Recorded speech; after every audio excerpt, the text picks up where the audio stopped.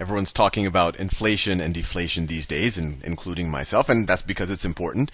And in order to really have an informed view on it, I think it's important to actually look at how inflation is defined. And right here, I actually took a screenshot from my Bloomberg terminal of the basket of goods that makes up the consumer price index, the index that sets everything from the coupons on Treasury inflation-protected securities. This is the index that dictates what Social Security payments are going to, how fast they're going to grow. I'm sure a bunch of union agreements and pension agreements are dependent on the CPI. So this is the underlying basket of goods that really tells us what inflation is. And at a first level, it's just fun to look at because you can kind of compare your own household to what the government thinks is a typical household. For example, the government says that the typical household spends 15.7% of their disposable income on, and that's essentially the income that you take home after you're paying taxes, that they spend 15.7 on food and beverages. That seems reasonable, but it's even kind of more interesting that they break it down. I mean, they get very granular. They try to figure out how much do you spend on, eggs and fish and poultry and bakery products, and that's good because let's say everything else stays constant, but the price of eggs goes through the roof because Atkins diet, the Atkins diet becomes popular again. Then you can actually make an informed decision as to why inflation is going up, or whether inflation will go up going forward. So that's just interesting to look at. And if you look at the major categories, the food and beverages, housing, and I'm going to come back to housing because this is, in general, just a very interesting area to focus on because it makes such a big portion of the CPI, and it's been such a big portion of the economic picture, especially the last 10 years. And obviously, it's become a big problem with it's become a big factor in terms of what's causing the financial crisis right now. But housing is about 43% of disposable income, apparel 3%, transportation 15%. This includes things like new vehicles 4%, used cars and trucks. And I think the way they calculate this is they say, what percentage of Americans are driving new vehicles versus used vehicles, and they put fuel in here. And just going to, the point that a lot of people, when I have this inflation-deflation argument, they make this argument that China and India are going to continue growing, and because of that, commodities like oil and fuel will continue to increase, although that's, people were making that argument more last summer, but even now people are making that argument. But in a developed country, you see that really motor fuel, even though it kind of hits your pocketbook on the margin, it isn't that big a part of kind of your total expenditure, especially when you compare it to things like housing. And if you keep going down, medical care, 6%, and then recreation. I mean, they break it down, and you could look this up. I think the Bureau of Labor Statistics has this broken down as well, though it was much easier to get it on the Bloomberg terminal. Education, on average 3%. Obviously, if you're sending your kids to college, that's a much higher number, but on average, if you take the average household. And finally, other goods and services, tobacco, et cetera, et cetera. So that one is just interesting to look at. So whenever you have a discussion on the things that may or may not drive inflation, it's important to weight them by these weightings that the CPI gives them to actually figure out what the actual impact on how we measure inflation really will be. And with that said, if you think about it, the biggest portion of this is the housing piece. Right? Housing, and I think that's fair. Housing is a large percentage of most people's disposable income, especially in a Western society. You can imagine if you live in a third world country and you're barely getting by, food might be a huge part of your expenditure, and maybe rivaling housing if you've kind of if you've just kind of built a house someplace. But in a developed society, housing is a huge percentage of it. And I want to focus on one thing, and this is, a lot of people have talked about this, and actually Mish, once again from Global Economic Analysis, he really encouraged me to highlight this. So within housing, obviously some people rent, some people buy, and so they give a 6% weighting of the whole basket to rent, and then they give roughly a 24-25% weighting to something that they call owner's equivalent of rent of primary residence. So this is essentially their attempt to measure how much it costs to live for people who own houses. But what's interesting, and you probably have caught on to it, is that they use the word owner's equivalent rent. So what they do, and this is the current methodology, they don't say how much is your mortgage, they don't say how much does it cost you to buy that house and amortize it over the life of the reasonable life of the house. They actually just say how much would it cost to rent that house, and they've kept waffling back and forth between. Sometimes they just look for equivalent houses and they say, well, how much would that cost to rent? At one point, they're actually surveying people and said they would ask them how much would it cost to rent your house, which is probably even a worse number. But the bottom line is they're not factoring in actual mortgages, and you can even see it on the weighting, right? Right when I looked at these numbers, I was like, well, roughly 66% of people own houses. How come this number isn't 66% relative to this number, right? It's closer to 80%. I was like, oh, no, that's fair because more people actually live in homes, right? You could say that 66% of overall households own, but in general, homes are bigger. There might be more people in it. So you could either think of it on kind of a person basis or maybe on a square footage basis. It makes a little bit more sense to weight houses higher. But what's interesting here is that this number, especially if you add these two, housing in general, it's about 30%.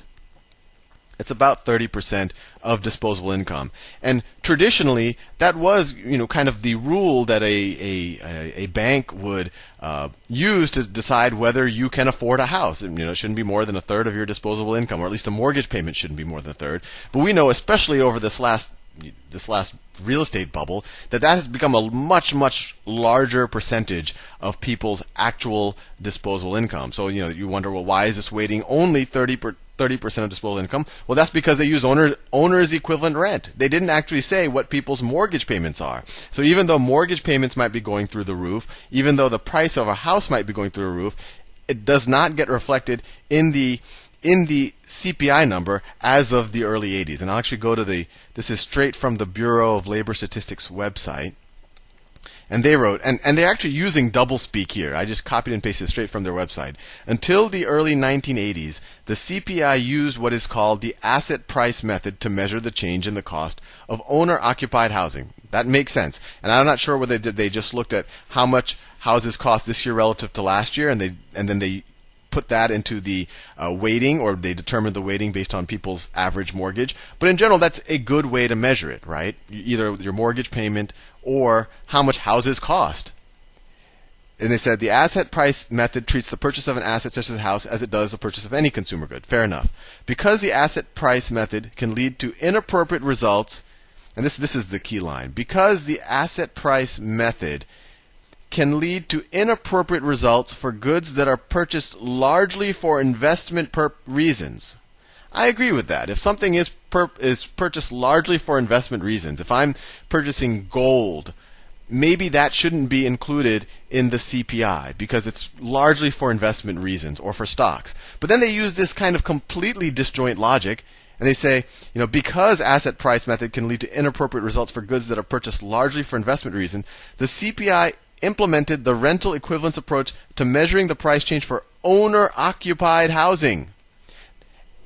To me, that makes no sense, right? Owner-occupied, because owner-occupied is not purchased for investment reasons. That's a fair enough argument if you're doing it for rentals, or if you're doing it for vacation homes. But for actual owner-occupied housing, this sentence makes no sense. Based on their own rationale, there's no reason to transfer to this rental equivalent approach.